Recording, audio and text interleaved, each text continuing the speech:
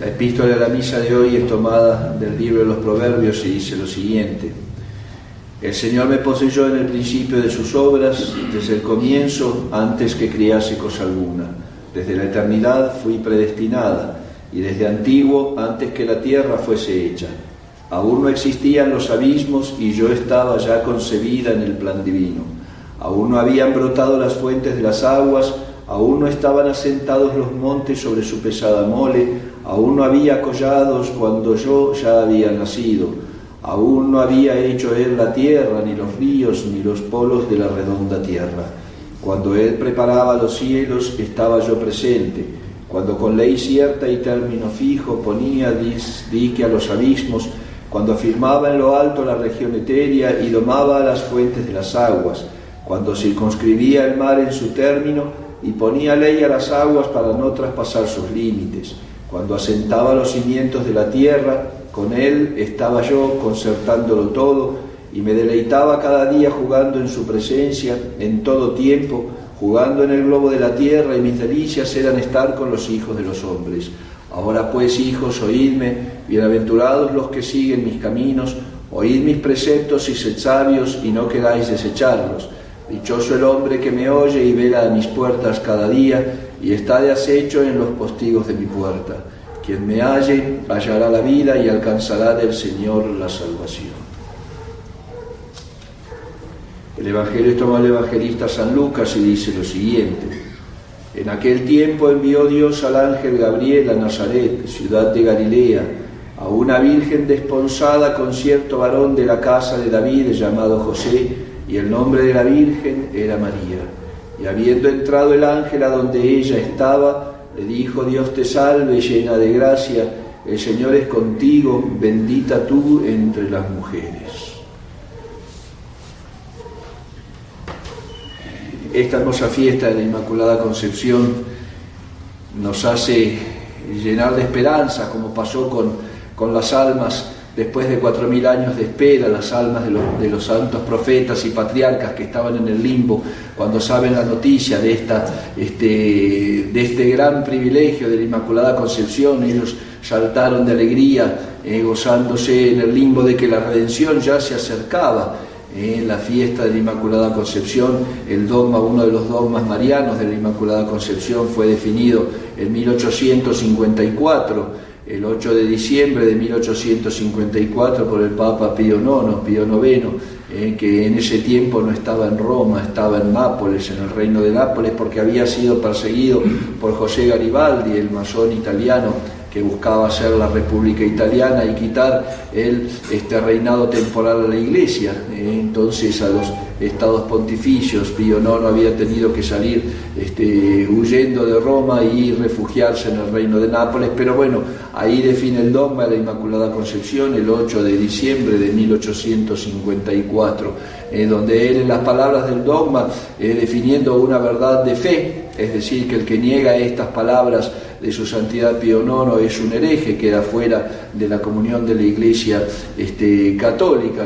Él dice en este dogma, cuando define que la Santísima Virgen María fue por un especial privilegio en orden a Jesucristo nuestro Señor, Dios Padre la preserva desde el mismo instante de su concepción de la mancha del pecado original. Entonces, este dogma definido por Pío IX nos explica cómo es la Inmaculada Concepción. María Santísima, primero hay que hacer como hija de Adán, concebida en el orden natural como cualquier ser humano, pero preservada, es decir, ella nunca fue tocada, no fue limpiada del pecado original, como fue San Juan Bautista, por ejemplo, en el seno de Santa Isabel. San Juan Bautista, concebido con la mancha del pecado, fue limpiado de él en el seno de su madre, gracias a la Santísima Virgen María, intercesora, que hizo Dios nuestro Señor ese milagro en el vientre de la Virgen. Entonces, Nuestra Señora no fue limpiada, fue preservada por un privilegio especial de Dios Padre, singular, dice, por un privilegio singular fue preservada desde el instante mismo de su concepción en orden a los méritos de Jesucristo. Ella, como hija de Adán, esa era la gran discusión que había en la Edad Media sobre la Inmaculada Concepción, que sobre la creencia de este dogma desde el siglo I, desde los comienzos del cristianismo, ya se venera a la Santísima Virgen María Inmaculada. Lo que, por ejemplo, cuando dice Santo Tomás de Aquino que él no negaba la Inmaculada Concepción, pero él decía, ponía el óbice, dice, esa Inmaculada Concepción no puede sacarla de la necesidad de redención. Entonces, ¿cómo sería eso? ¿Por qué? Porque siendo una hija de Adán tenía que ser, por una ley universal, redimida también. Por eso dice el Papa en el dogma, por un privilegio. Es decir, un privilegio es una excepción a una ley universal. Entonces, la Virgen Santísima, por un privilegio, fue exenta de esa ley universal. Es decir, no caía dentro de la ley del pecado. Y por un privilegio singular, es decir, a ella sola, no a otro más. O a otra más, solo a ella, por un privilegio singular, fue preservada del pecado original. Acuérdense que el pecado original nos viene a romper ese orden de la creación del hombre, digamos así, en el cual Dios crea al hombre a su imagen y semejanza, Adán y Eva, y le da el estado de gracia, la gracia santificante, y además la justicia original, es decir, esa capacidad del hombre de estar en paz y en armonía con Dios y consigo mismo. El don de la impasibilidad no sufría, la ciencia infusa, la inmortalidad corporal, el dominio sobre los animales, como dice el Génesis, que Adán le puso el nombre a las especies de los animales, estaba toda la naturaleza sujeta a Adán y Eva. ¿Por qué? Porque en orden a Jesucristo, a la encarnación, iba a dar esos privilegios. Pero bueno, por la desobediencia de Adán y Eva, por comer del fruto del árbol de la ciencia del bien y del mal, pierden ese estado original, pierden la gracia santificante, pierden la justicia original. El hombre va a morir, morirás de muerte, darás a luz con dolor, le dice Dios a Eva, la tierra no te producirá más que abrojos y espinas, trabajarás y te ganarás el pan con el sudor de tu frente. Todas las consecuencias de esa desobediencia original, de esa falta original que quita a Adán y Eva y a toda su descendencia ese regalo divino, porque era un privilegio. En ese sentido era un regalo de Dios el crearlo en gracia y además con la justicia original. Entonces toda la humanidad caía bajo, y va a caer hasta el último ser humano que nazca en este mundo, va a caer bajo esta ley del pecado. Por eso era la discusión de Nuestra Señora, si María Santísima era una hija de Adán, ¿cómo iba a ser inmaculada, digamos así?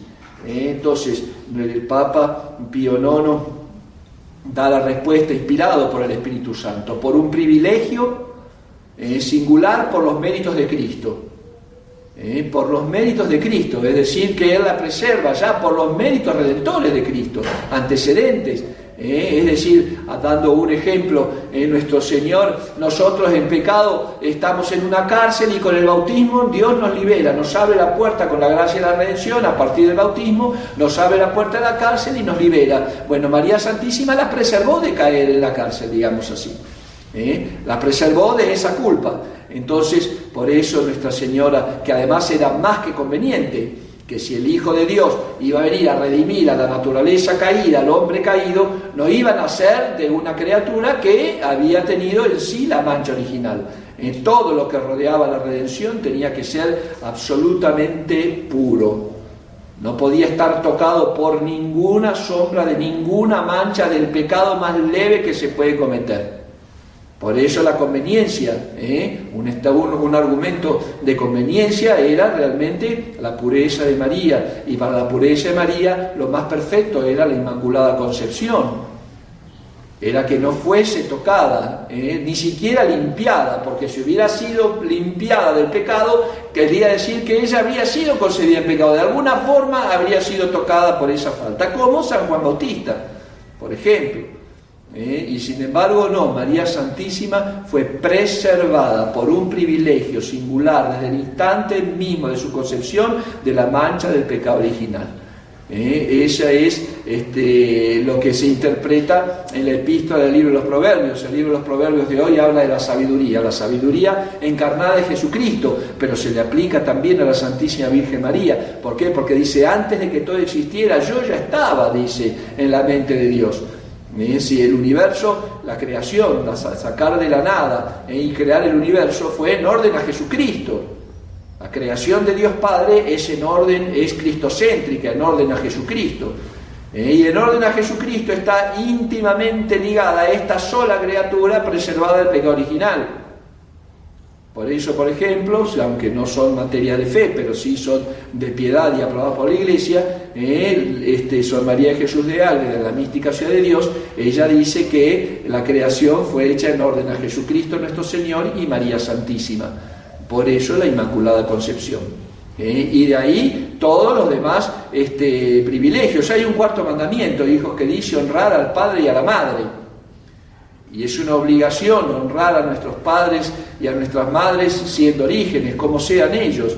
Entonces, ¿cómo no será la honra que va a dar Jesucristo a la Santísima Virgen María? Porque Él como hombre tenía ese mandamiento también. La honra de su padre y de su madre. En el caso de nuestro Señor, vengo aquí a este mundo a hacer la voluntad de mi Padre, de Dios Padre. Y en el caso de María Santísima, por eso es obediencia que tiene Jesucristo nuestro Señor a la Santísima Virgen María, por ejemplo, en las bodas de Caná, cuando convierte el agua en vino, por orden y petición y súplica quizás silenciosa, porque Nuestra Señora no insiste mucho, nada más le dice a los sirvientes hagan lo que Él les dice. Por eso es obediencia de nuestro Señor a ella. Entonces, y de ahí sale para nosotros realmente esa confianza en María Santísima, que nuestro Señor va a escuchar las oraciones que vayan a través de María Santísima. Como el mundo moderno quiere, y además el modernismo, disminuirle, quitarle, eso es protestantismo.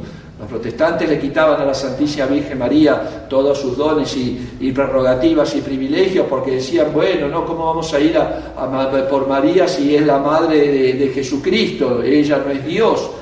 Entonces, ¿cómo vamos a ir a través de ella? No, mejor el único mediador entre nosotros y el Padre Jesucristo. Es verdad que el único mediador entre el Padre Eterno y nosotros es Jesucristo, pero el primer y más grande y más puro y más cierto intercesor entre nosotros y Jesucristo nuestro Señor es la Santísima Virgen María. Dios va a honrarla en todo, a su Santísima e Inmaculada Madre. Por eso tengamos esa confianza en Nuestra Señora, que nos falte en nuestras casas un altar a María Santísima siempre. Es más, y en estos tiempos que la devoción a la Virgen quiere ser opacado, porque la Santísima Virgen María tiene un plan fundamental en los últimos tiempos. Fíjense que ella fue en el mensaje de Fátima, ella es la que nos va a decir, por favor, recen el rosario todos los días porque van a venir estos castigos, porque no puedo contener el brazo de la ira de mi hijo. En Lourdes, cuando se aparece Nuestra Señora de Lourdes, cuando le dice, ve y di que yo soy la Inmaculada Concepción. Yo soy la Inmaculada Concepción, dile a tu padre, al párroco, quién soy. Y también manda apareciéndose rezando el Santo Rosario. Hijos míos, tenemos que entender la intervención de María Santísima en el plano de la redención. Por eso nada más absurdo, ridículo y nada más destructivo para la fe de un buen cristiano, del católico, quitarle el título de corredención a María Santísima. Todos los privilegios que Dios hace sobre ella es para que ella lo acompañe a nuestro Señor en ese proceso de redención. Por eso es corredentora.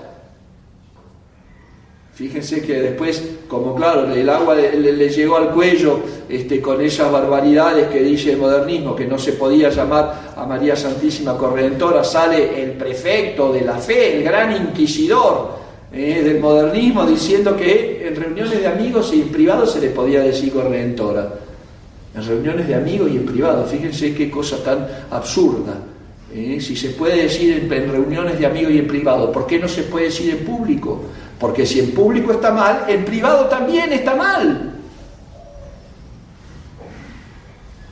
y la necesidad de pasar a través de María Santísima para llegar a Jesucristo en nosotros, para que podamos ser escuchados por Cristo nuestro Señor y Él haga intermedio, realmente inmedie entre el Padre Eterno, es fundamental. No podemos sacar a la Santísima Virgen María del plano de la redención, ni del plano de la comunicación de las gracias.